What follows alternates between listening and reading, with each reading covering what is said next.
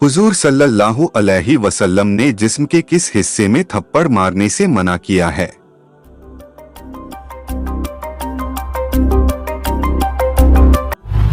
जवाब, हदीस के मुताबिक हुजूर सल्लल्लाहु अलैहि वसल्लम ने चेहरे पर थप्पड़ मारने से मना किया है। किसी को चेहरे पर थप्पड़ नहीं मारना चाहिए क्योंकि यह अल्लाह के शान के खिलाफ है। हजरत दाऊद अलैहिस्सलाम कितने दिन तक सजदे की हालत में पड़े रहे?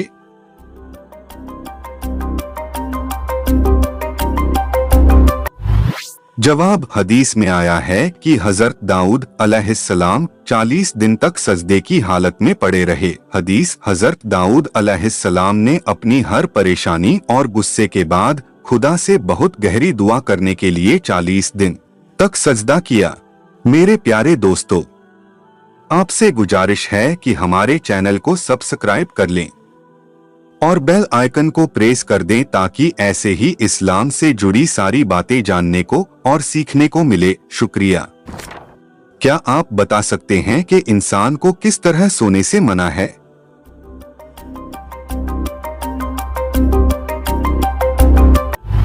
जवाब, हदीस में है कि रात को सोते वक्त दाहिनी करवट पर सोना पसंदीदा है।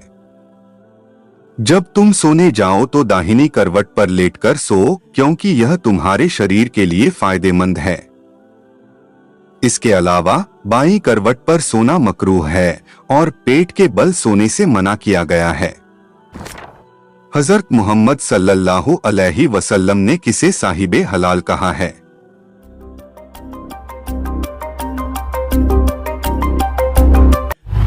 जवाब, हदीस के मुताबिक हजरत मोहम्मद सल्लल्लाहु अलैहि वसल्लम ने उस इंसान को साहिबे हलाल कहा है जो अपनी रोजी रोटी को हलाल तरीके से कमाता है। हदीस, जो इंसान अपने परिवार के लिए हलाल कमाई करता है वह अल्लाह के नजदीक बड़ा इज्जतदार है।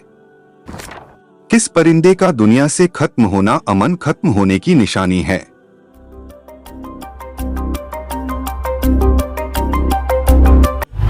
जवाब, हदीस में आता है कि हुदहुद का दुनिया से खत्म होना अमन के खत्म होने की निशानी है। हदीस, हुदहुद की मौत से अमन का खत्म होना शुरू होगा।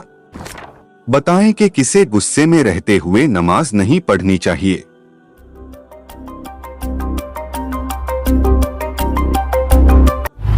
जवाब, हदीस में है कि गुस्से की हालत में नमाज नहीं पढ़नी चाहिए जब तक कि गुस्सा शांत न हो जाए। गुस्से में नमाज पढ़ने से पहले सुकून और सब्र हासिल करना चाहिए। अल्लाह ताला ने रहमत के 100 हिस्सों में से दुनिया में कितने हिस्से उतारे हैं?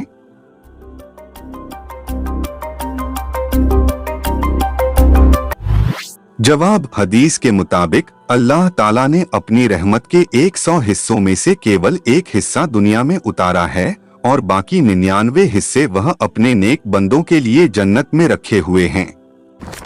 नफल नमाज के दौरान किसी को बुलाने पर नमाज तोड़ी जा सकती है।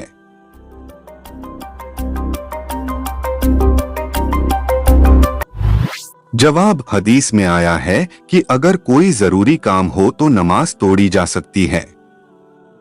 अगर तुम नमाज पढ़ रहे हो और किसी ने तुमसे कुछ जरूरी पूछा तो तुम अपनी नमाज तोड़ सकते हो। किसे सलाम करने में जल्दबाजी नहीं करनी चाहिए?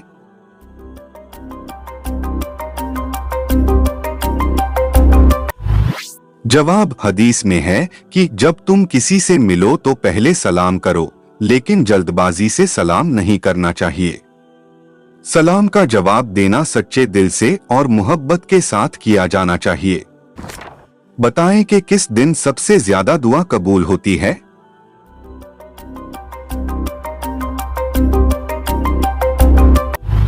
जवाब, हदीस में है कि जुमे का दिन सबसे बेहतरीन दिन है जब दुआ कबूल होती है। हदीस, जुमे के दिन एक घड़ी होती है जब अल्लाह किसी भी बंदे की दुआ को नकारते नहीं हैं। हजरत अबू बकर सिद्दीकी रजी अल्लाहु अन्हो को कुरान मजीद जमा करने का मशवरा किसने दिया था?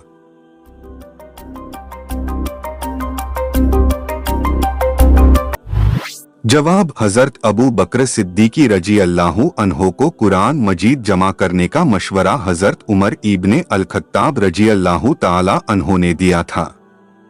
हदीस, जब कुरान मजीद की आयतें कलमबद्ध करने का काम तेजी से चल रहा था तो हजरत उमर रजी अल्लाहु अन्हो ने हजरत अबू बकर सिद्दीकी रजी अल्लाहु अन्हो से कहा कि कुरान मजीद को एक जगह इकट्ठा करा जाए। कयामत के दिन गुनाहगारों को किस वक्त आग में डाला जाएगा?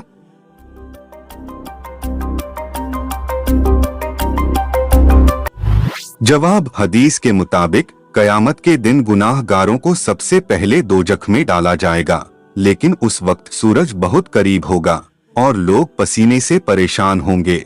हदीस, कयामत के दिन सूरज 1 मील की दूरी पर आ जाएगा और लोग अपने पसीने में डूबे होंगे। गुनाहगारों को तब आग में डाला जाएगा। नमाज के दौरान जमाए आना किस चीज की अलामत है?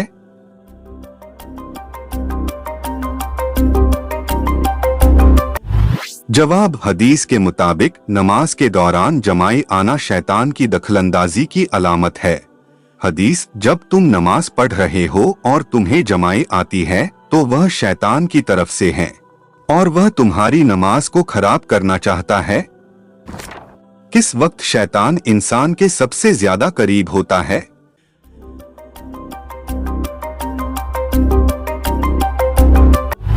जवाब, हदीस में है कि शैतान इंसान के सबसे करीब उस वक्त होता है जब वह अकेला होता है और खासकर जब वह गुस्से में होता है। हदीस, गुस्से की हालत में शैतान इंसान के सबसे ज्यादा करीब होता है। क्या आप जानते हैं कि किसे नमाज में रोने से मना किया गया है?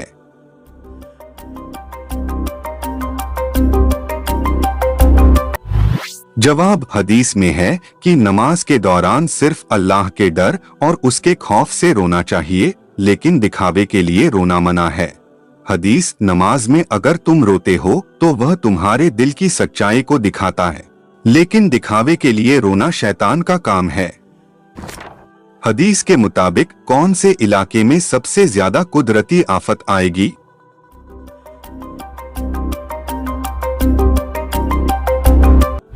जवाब, हदीस के मुताबिक मक्का और मदीना में कयामत के करीब भूकंप और दूसरे कुदरती आफत आएगी। हदीस, मक्का और मदीना के इलाकों में कयामत के दिन से पहले कई भूकंप और कुदरती आफत आएगी। किस चीज को देखने वाला कभी अंधा नहीं होता?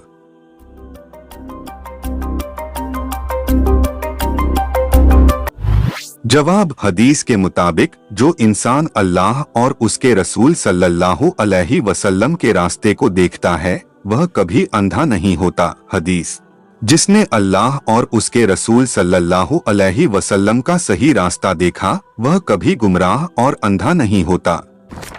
क्या आप बता सकते हैं कि किसे कभी नसीहत नहीं दी जाती?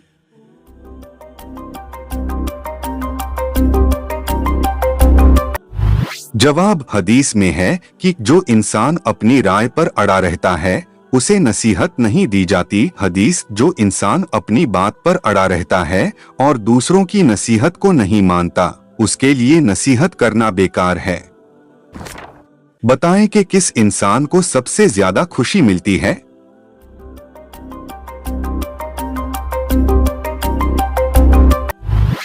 जवाब, हदीस के मुताबिक जो इंसान दूसरों की मदद करता है उसे सबसे ज्यादा खुशी मिलती है। हदीस, जो इंसान दूसरों के दुख को कम करता है अल्लाह उसके दिल को सुकून और खुशी देता है। क्या आप जानते हैं कि किसका दिल कभी साफ नहीं होता?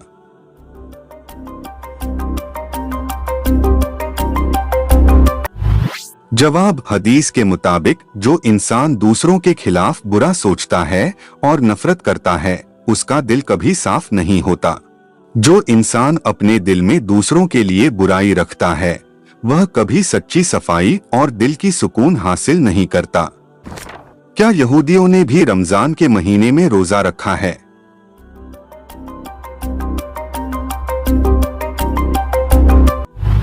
जवाब, हदीस में है कि यहूदियों और ईसाइयों के बीच रमजान जैसा रोजा रखने की रिवाज थी, लेकिन यह हम मुसलमानों पर लाजमी किया गया। हदीस, हमसे पहले के लोग रमजान के महीने में रोजा रखते थे, लेकिन इसे हमारे ऊपर पूरी तरह से लाजमी कर दिया गया है। कुरान में किस जानवर की सवारी का जिक्र किया गया है जिसे हजरत सालेह अलैहिस्सलाम की कौम के लिए निशानी के तौर पर भेजा गया था?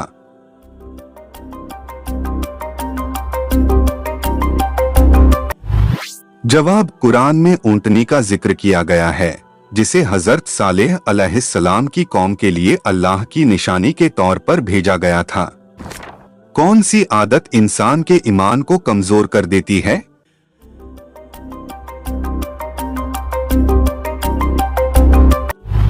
जवाब, नमाज में लापरवाही करने की आदत इंसान के ईमान को कमजोर कर देती है, क्योंकि नमाज इंसान को बुराई और गुनाह से दूर रखती है। किस वक्त की नमाज पढ़ने वाले को बगैर हिसाब जन्नत की बशारत है?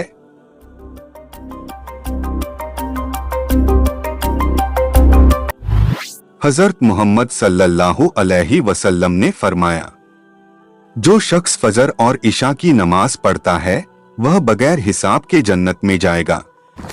बताएं कि अगर कोई शादी कर ली और वलीमा ना किया तो क्या होगा?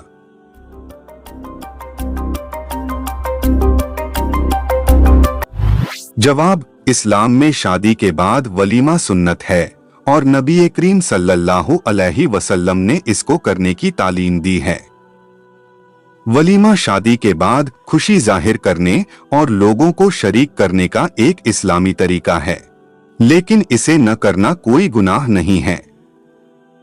वलीमा का असल मकसद यह होता है कि शादी के बाद खुशी का इजहार किया जाए और अल्लाह की दी हुई नेमतों का शुक्र अदा करते हुए दोस्तों, रिश्तेदारों और जरूरतमंदों को दावत दी जाए।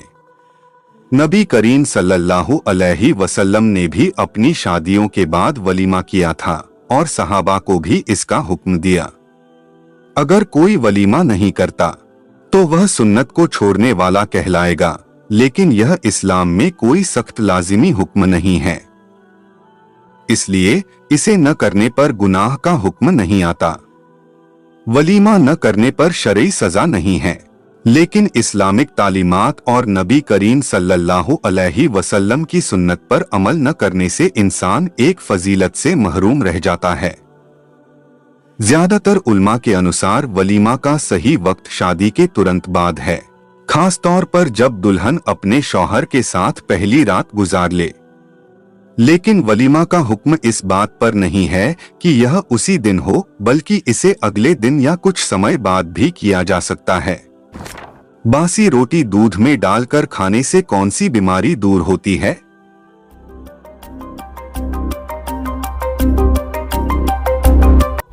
जवाब, बासी रोटी और दूध का यह तरकीब आमतौर पर हजमा मसाइल जैसे कब्ज, गैस, एसिडिटी को ठीक करने के लिए माना जाता है। यह तरकीब पेट को सुकून देने और हजमा के अम्ल को बेहतर बनाने में मदद करता है। कुछ लोग मानते हैं कि यह तरकीब आंतों की सफाई में मदद करता है और पेट के दर्द को कम करने में मददगार होता है। दोस्तों, ये मालूमाती तोहफा अपने दोस्तों के साथ शेयर करें। वीडियो अच्छी लगी हो तो वीडियो को लाइक करें। ऐसे ही दिलचस्प और जानकारी हासिल करने के लिए हमारे चैनल को सब्सक्राइब करना ना भूलें।